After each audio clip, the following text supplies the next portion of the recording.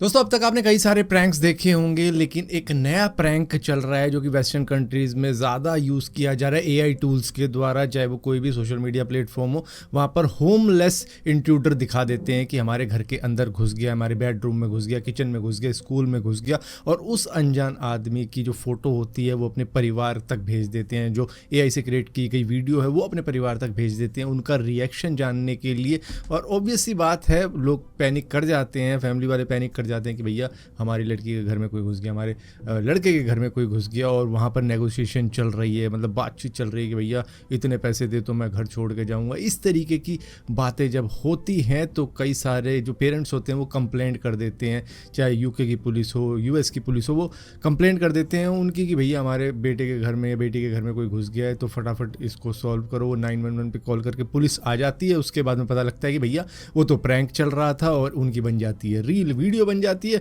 जिसके बाद में वो सोशल मीडिया पे डाल देते हैं। तो इसके बारे में अब पुलिस ने वार्न किया है कि भैया ऐसे प्रैंक ना किए जाएं, क्योंकि इससे हमारा रिसोर्स वेस्ट होता है। जब तक आप श्योर शॉट ना हो कि भैया सच में कोई इंट्रूडर घुस गया है आपके घर में, तब तक ऐसी कंप्लेंट मत करो, क्योंकि एक तरीके का ये प्रैंक हमारे रिसोर्स को वेस्ट कर रहा है। कि कोई पुलिस वाला जा रहा है उस घर में जहाँ पर प्रैंक चल रहा है, और इस तरीके से ना जाने कितने प्रैंक चल रहे हैं, जिसकी वजह से पुलिस का टाइम वेस्ट हो रहा है और गवर्नमेंट का पैसा वेस्ट हो रहा है। दोस्तों गूगल ने तय किया है कि वो आंध्र प्रदेश के अंदर एशिया का सबसे बड़ा डेटा सेंटर बनाएगा, जो जगह होगी विशाखापट्टनम, जहां पर Andhra Pradesh estate investment promotion board ने इसको अप्रूवल भी दे दिया है। यहां पर $10 बिलियन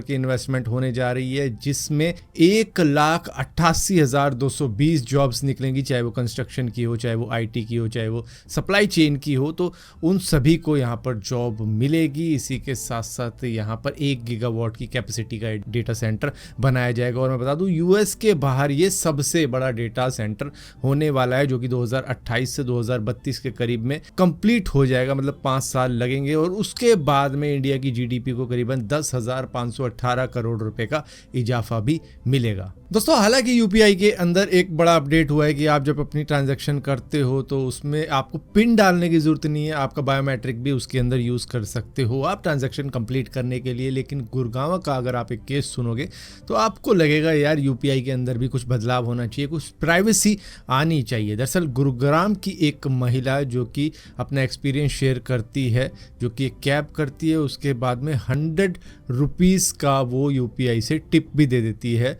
उस ड्राइवर को, जिसके बाद में वो 100 रुपीज़ यूपीआई के थ्रू ही वापस कर देता है उस महिला को, और उसके बाद में उसको मैसेज करना चालू कर देता है। इसी के साथ साथ व्हाट्सएप पे भी मैसेज करना चालू कर देता है, क्योंकि यूपीआई के थ्रू नंबर मिल जाता है, और नंबर के थ्रू वो पहले तो यूपीआई पे बात करने की कोशिश करता है, उसके बाद में वहाँ से ब्लॉक होता है तो व्हाट्सएप पे भी बात करने की कोशिश करता है, जिसके बाद में वो महिला उसको ब्लॉक कर देती है हर जगह से। और इसी के साथ साथ अपनी यूपीआई की आइडेंटिटी भी चेंज कर देती है, जो कि यूपीआई का जो आईडी होता है वो चेंज करती है। लेकिन वो महिला काफ़ी ज़्यादा परेशान हो जाती है, क्योंकि उसका एड्रेस उस सनकी ड्राइवर को मालूम होता है, जो कि उनके पीछे एक तरीके से पढ़ाई होता है, कभी व्हाट्सएप पे कभी यूपीआई पे, इस तरीके से कांटेक्ट करने की कोशिश कर रहा होता है। तो इससे एक बात मालूम चल जाती है कि यूपीआई आपकी प्राइवेसी को बिल्कुल भी तवज्जो नहीं दे रहा है, क्योंकि उससे पर्सनल नंबर शेयर हो जाता है जब हम किसी से भी ट्रांजैक्शन कंप्लीट करते हैं। तो यहाँ पर प्राइवेसी और सिक्योरिटी का एक रिस्क है, क्योंकि जब भी हम किसी को यूपीआई के थ्रू पेमेंट करते हैं तो हमारा नंबर उसके पास में पहुंच जाता है, जिससे कि वो मैसेज व्हाट्सएप पे भी कर सकता है, कॉल भी कर सकता है, मतलब कई सारी चीज़ें कर सकता है। ऊपर से एड्रेस अगर मिल रहा है भैया उस सन की कैब ड्राइवर को, और भी ज़्यादा रिस्क है। हालांकि इस महिला ने कंप्लेंट करी है उसकी, तो वो तो खैर पुलिस वगैरह ही देखेगी, लेकिन इससे एक चीज़ मालूम चल जाती है कि कितना ज़्यादा सेफ है आपका यूपीआई। दोस्तों क्या माउंट एवरेस्ट बिहार से दिख सकता है? जी हाँ, दिख सकता है। बिहार के मधुबनी डिस्ट्रिक्ट जहां पर जयनगर है, वहां पर से एक वीडियो वायरल हो रही है जहां पर माउंट एवरेस्ट साफ साफ दिख रहा है। और ना सिर्फ माउंट एवरेस्ट, वहां से लोफ्ट से और इसी के साथ साथ कई और माउंटेन पीक्स दिख रहे हैं, जो कि आप इस फोटोग्राफ के अंदर देख रहे हो। दरअसल इस वक्त में वहां पर पॉल्यूशन काफी ज्यादा कम है, शायद बारिश हुई है जिसकी वजह से हवा पॉल्यूशन और एनवायरमेंट काफी ज्यादा क्लीन है, जिसकी वजह से 300 किलोमीटर दूर का माउंट एवरेस्ट भी देखा जा सकता है। दरअसल जयनगर कमला रिवर के किनारे है, जो नेपाल के ग्लेशियर होते हैं उसका जो पानी पिघल कर आता है वो कमला रिवर के थ्रू बिहार के अंदर आता है, जिसकी वजह से आप देख सकते हो कि काफ़ी ज़्यादा क्लोज है माउंट एवरेस्ट। हालांकि 300 किलोमीटर दूर है अगर मतलब बाय रोड जाएंगे, लेकिन वैसे अगर देखा जाए तो ये फिनोमिना बहुत ही कम होता है बिहार के मधुबनी डिस्ट्रिक्ट के अंदर, क्योंकि जब एनवायरनमेंट क्लीन होता है तभी ऐसा सीन देखने को मिलता है। हालांकि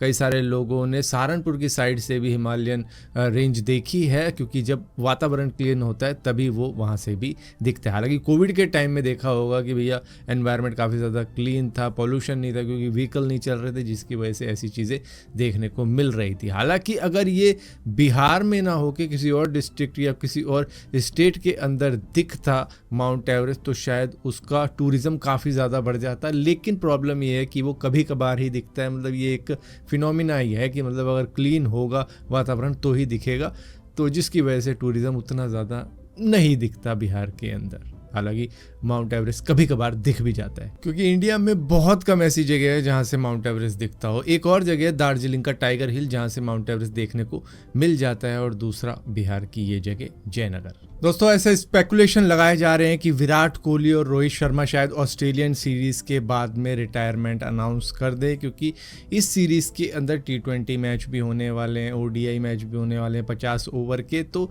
यहाँ पर ऐसे इंडिकेशन जताए जा रहे हैं कि शायद रोहित शर्मा और विराट कोहली रिटायरमेंट अनाउंस कर सकते हैं। हालांकि उनको 2027 का वर्ल्ड कप खेलने की इच्छा है, ऐसा भी माना जा रहा है। लेकिन कहा यह जा रहा है कि जिस तरीके से इनको ट्रीट किया जा रहा है ना, क्योंकि आपने देखा होगा शुभमन गिल को अब न्यू कैप्टन बना दिया गया है ODI फॉर्मेट का, जिसकी वजह से रोहित शर्मा ने अब तक जितनी भी अचीवमेंट है उसको भुलाया जा रहा है। क्योंकि ICC टूर्नामेंट के अंदर रोहित शर्मा का जो रिजल्ट है वो काफ़ी ज़्यादा बेहतर है, मतलब दूसरी कंट्रीज़ के मुकाबले में ये शायद बेस्ट कैप्टन दिखे होंगे उस वक्त में, जिस वक्त में इन्होंने कैप्टनसी करी है ICC टूर्नामेंट्स के अंदर। तो यहाँ पर ये कहा जा रहा है कि ये जो ट्रीटमेंट है रोहित शर्मा के साथ में वो थोड़ा इंसल्टिंग है। इसी के साथ साथ रविचंद्र अश्विन ने भी एक ही बात कही है कि भैया यहाँ पर ये शायद अपने करियर के एंड पे हैं, क्योंकि जो BCCI और सिलेक्शन कमीशन का जो भी काम चल रहा है वो उतने अच्छे तरीके का नहीं है इन दोनों के साथ में, जिसकी वजह से शायद